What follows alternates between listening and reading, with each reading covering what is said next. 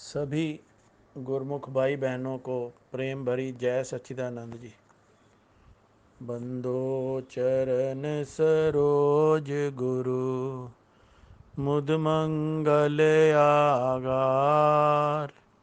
जय सेवत नर होत हैं भव सागर से पार। गुरां जी के सिमरन मात्र से नाशत विघ्न अनंत। ताते सर्व आरंभ में ध्यावत हैं सब संत। ताते सर्व आरंभ में ध्यावत हैं सब संत। बोलो जयकारा बोल मेरे श्री गुरु महाराज की जय। इस संसार में जितने भी अवतारी पुरुष संत महापुरुष धरा पर प्रभु भेजते हैं, वो सब के सब एक मिशन को लेकर आते हैं और अपने मिशन को कंप्लीट करके फिर प्रभु के चरणों में जाते हैं। प्रभु की तरफ से उन्हीं का अंश, उन्हीं का रूप धरा पर अवतार लेता है। फिर भी वो कितने जीवन में कष्टों का सामना करता है। जैसे अगर हम प्रभु श्री राम जी के बारे में ही बात करें तो 14 वर्ष का वनवास,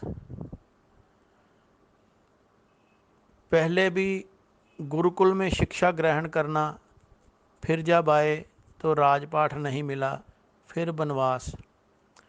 लेकिन इन सब मुश्किलों से पार पाते हुए एक आदर्श स्थापित करते हैं। ऐसे ही भगवान श्री कृष्ण जी भी अपने जीवन काल में अनगिनत जो शक्तियाँ थी राक्षसी वृत्तियों वाली, उनसे जूझते रहे और उनका अंत किया। कितने ही प्रकार से लोगों से बातें सुनी, यहाँ तक कि गालियाँ तक भी सुनी। फिर भी हम जीवों की भलाई के लिए हम पर, अपने भक्तों पर सदैव कृपा दृष्टि बनाए रखते हैं। ऐसे ही हमारे सद्गुरुदेव श्री परमहंस दयाल जी अवतारी पुरुष होते हुए भी कितने अपने तन पर कष्ट सहे, किस प्रकार से आदर्श स्थापित करते हैं।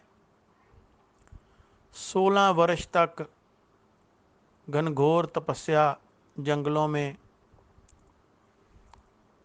फिर ये सब कुछ हमें दर्शाने के लिए, हमारा जो ध्येय है उसका मार्ग प्रशस्त करने के लिए अपने जीवन काल में बहुत ही ऐसे दृश्य हमें दिखाते हैं जिससे कि हम उन पर चलें, उनका अनुसरण करें।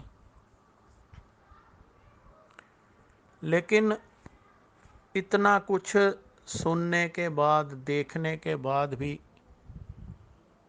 हम बहुत ही कम उनसे फ़ायदा उठाते हैं।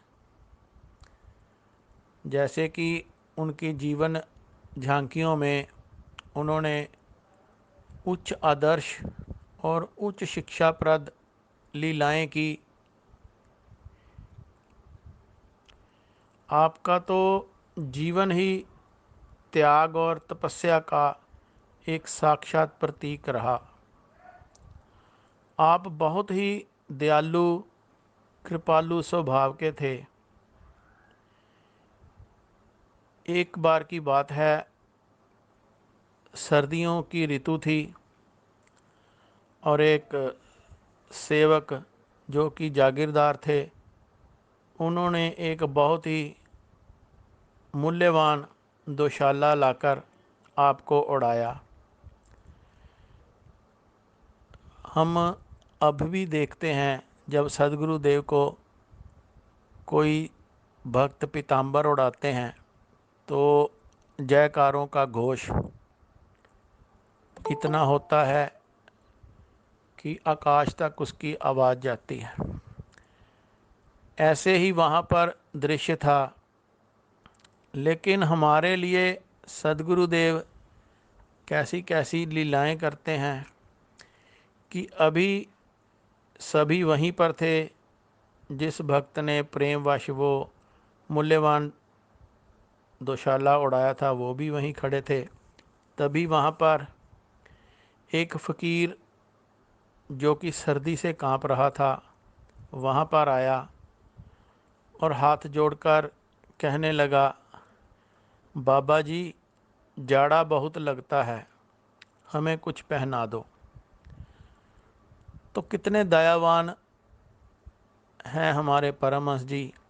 उन्होंने वही दोशाला जो इतना मूल्यवान था, अभी अभी सेवक ने उनको उड़ाया था, वो उतार कर उसको उड़ा दिया। और फिर बड़े प्रेम भाव से पूछते हैं कि और कुछ चाहिए। तो उसने कहा कि ये जो आपने टोपी पहनी हुई है ये भी दे दो। तो स्वामी जी ने वो भी उतार कर उसके सर पर रख दी। फिर वो हाथ जोड़कर बोलता है कि मेरी टांगों को भी सर्दी लग रही है। तो आपने अपनी धोती खोलकर उसको उड़ा दी, पहना दी। तब आप केवल एक लंगोट मात्र धारण किए हुए थे। वो जो फ़कीर था वो बहुत ही खुश हुआ, प्रसन्न हुआ और वहाँ से चला गया। जो भक्तजन वहाँ पर बैठे थे वो सभी भागे भागे अपने घरों को गए और जो कुछ भी उनको मिला, दोशाला या धोती कुर्ता जो मिला, वो तुरंत लेकर सदगुरुदेव के सामने उपस्थित हो गए। तो सदगुरुदेव मुस्कुराने लगे और फरमाते हैं कि देखो त्याग में कितनी शक्ति है। एक धोती और चोले का त्याग करने से कितने ही वस्त्र मिल गए। कुछ कहने या मांगने की ज़रूरत ही नहीं। त्याग करो, कुदरत स्वयं मददगार बनती है। ये कितनी गहरी बात है हमें समझाने के लिए कि त्याग करो और कुदरत स्वयं ही मददगार बनती है। लेकिन हमारे ऊपर कृपा करके हमें तो सदगुरुदेव ने कभी भी ऐसी परिस्थितियों में नहीं धकेला। हमें तो वो हर तरह से बचाकर रखते हैं। अपने सेवकों का इतना ख्याल रखते हैं कि पंजाबी में कहते हैं ना, लगे ना तत्ती वाओ। बिल्कुल एक ओट, एक कवच सा हमारे इर्द गिर्द बना देते हैं कि मेरे सेवक को कोई कष्ट ना हो। और त्याग किस चीज़ का करने के लिए कहते हैं? अहंकार का, लोभ का, लालच का। इन चीज़ों का त्याग करो और उसके बदले में हमें संसार के किसी भी प्रकार के सुख सुविधा का त्याग करने के लिए नहीं कहते। कभी भी किसी को ये आदेश नहीं होता दरबार से कि सब कुछ छोड़ दो, बस फ़कीरी धारण कर लो। ये तो दरबार ही शहंशाह फ़कीरी वाला है। यानी कि संसार के सभी सुख साधन सदगुरुदेव के चरणों में है और वो हमें इन साधनों का उपयोग सदुपयोग करने से कभी भी मना नहीं करते। केवल यही कहते हैं कि आप संसार में आए हो, संसार के जितने भी फर्ज हैं उनको पूरा करो। किसी के साथ भी किसी भी प्रकार से बंधन में मत बंधो। अपने आप को बिल्कुल वैराग्य भाव में रखो और भक्ति की कमाई करो। हमने अपने शास्त्रों में ग्रंथों में पढ़ा है कि कितने ही तपस्वी महापुरुष जंगलों में जाकर अपने तन पर अनेक कष्ट सहते हुए प्रभु की प्राप्ति के लिए भजन करते हैं। बाई जी एक कहानी सुनाते हैं कि एक स्थान पर एक साधु भक्ति में तल्लीन थे, तो नारद जी वहाँ से जा रहे थे, तो उन्होंने देखा कि ये अपनी भक्ति में बहुत तल्लीन है, तो उससे पूछते हैं कि आप ये भक्ति क्यों कर रहे हो, इतना कष्ट अपने शरीर पर सहन करके प्रभु की भक्ति कर रहे हो, क्या इच्छा है आपके मन में। तो वो हाथ जोड़कर उनसे कहते हैं कि प्रभु मुझे भगवान के दर्शन चाहिए। तो कहते हैं कि मैं भगवान के पास जा रहा हूँ, मैं आपकी विनती उनसे कह दूँगा। तो जब वो विष्णु भगवान जी के सन्मुख उपस्थित होते हैं तो उसकी विनय भगवान के सामने कहते हैं और उत्तर मांगते हैं। तो भगवान कहते हैं कि उसको जाकर बोल दो कि जिस वृक्ष के नीचे वो तपस्या कर रहा है, इतने वर्ष और तप करो, तब हम तुम्हें दर्शन देंगे। जब नारद जी वापस आकर उसको ये सब वृतांत सुनाते हैं तो वो मस्ती में झूमने लगता है, नाचने लगता है।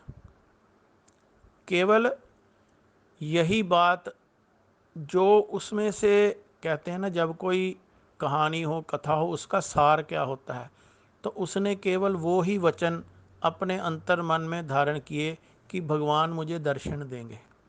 बस इसी बात को लेकर वो मस्ती में झूमने लगा। तो भगवान तभी वहाँ पर प्रकट हो गए। तो नारद जी कहते हैं कि भगवान आपने तो मुझे झूठा साबित कर दिया। तो भगवान कहते हैं कि मैं तो इसके प्रेम के वश में वशीभूत होकर रुक ना सका। इसने ये तो सुना ही नहीं कि इतने बरस और तप करना है, ये तो मेरे दर्शनों का समाचार सुनकर ही इतना प्रसन्न हो गया, तो मैं रुक नहीं सका। ऐसे ही तो हमारे सदगुरु देव हैं। हमारी प्रेम पुकार, हमारी विनय उनके पास है। हमारे जन्मों जन्मों से जो प्रभु के सन्मुख प्रार्थना की कि हमें ऐसा सुअवसर प्रदान करें, तो वो सुअवसर हमें प्रदान हुआ। तो हमारे सदगुरुदेव हमें दर्शन भी दे रहे हैं, हमारे संसारिक जीवन की जो गाड़ी है उसको चलाने में भी मददगार हैं। किसी भी प्रकार से कष्ट नहीं आने देते, चाहे उनको अपने तन पर अनेकों अनेक कष्ट सहने पड़ें। वो तो प्रभु का अंश है, वो चाहे तो किसी भी प्रकार से सुख में रहते हुए भी, सब प्रकार के सुखों को भोगते हुए भी तो ये सब कुछ हमें दर्शा सकते हैं। लेकिन हमारे सामने एक उदाहरण प्रस्तुत करना और हमें भी ऐसा ही त्याग भरा और तपस्या भरा जीवन व्यतीत करना संसार में रहते हुए, यानी कि संसार के जो सुख पदार्थ हैं उनका केवल सदुपयोग करना है, मात्र उतना ही लेना है जितना कि हमें निर्वाह के लिए ज़रूरत है, इकट्ठा नहीं करना। त्याग और तपस्या की भावना अपने अंतर मन में रखनी है। तभी तो श्री परमहंस दयाल जी ने फरमाया कि कुछ भी कहने या मांगने की ज़रूरत नहीं, त्याग करो, कुदरत स्वयं मददगार बनती है। और जो हमें त्याग करने के लिए कहते हैं वो है हमारा अहम, हमारा लोभ लालच। अगर लोभ करना भी है तो सेवा का होना चाहिए, भक्ति कमाने का लोभ होना चाहिए, जो कि हमारे जीवन का लक्ष्य है। तो हमें तो ऐसा ही सद्मार्ग मिला है जिस पर किसी भी प्रकार के, किसी भी तरह की कोई पाबंदी नहीं है। बस जो सदगुरुदेव के बनाए हुए नियम हैं उनका पालन करना है और 1 घंटे का भजन अभ्यास। उसके बाद तो फिर कुछ और करने की ज़रूरत ही नहीं। कहीं पर कोई तीर्थ स्थान यहाँ वहाँ भटकने की कोई ज़रूरत नहीं, क्योंकि सदगुरुदेव के चरणों में ही सारे तीर्थ हैं। उन्हीं का मज्जन करना है। जब भी हम सदगुरुदेव के सन्मुख उनके दर्शन करने हेतु जाएं, तो उनकी जो सुंदर स्वरूप है उसको अंतर मन में बसाएं और यही प्रार्थना करें कि हे गुरुदेव, मुझे भक्ति कमाने का बल प्रदान करें, ताकि जिस ध्येय को लिए इस संसार में मैं आपके चरणों में विनती करके आया हूँ उस लक्ष्य को पा सकूं। बोलो जयकारा, बोल मेरे श्री गुरु महाराज की जय।